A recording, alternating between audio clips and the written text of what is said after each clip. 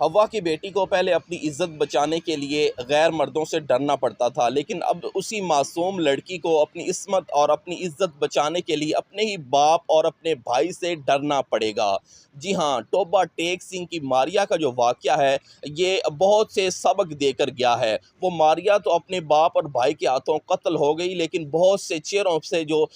नकाब उतार कर फेंक गई। यानी कि वो एक मासूम लड़की, कम सिन बच्ची जो है, वो इतनी उम्र की तो नहीं है, लेकिन ये है कि वो अपने अपने ही बाप और अपने ही भाई के हवस का निशाना बनती रही, और पहले भाई उसको नोचता रहा और फिर बाप उसको नोचता रहा। ज़रा एक मिनट के लिए सोचिए कि वो बेटी जो है, जो अपने बाप की दरिंदगी का निशाना बनती रही और अपने भाई की हवस का निशाना बनती रही, वो रोज़ जीती रही और रोज़ मरती रही। उसे अपने ही जिस्म से जो है वो एक नफ़रत सी हो गई, और अपने रब से वो क्या कहती होगी कि या अल्लाह, ये कैसे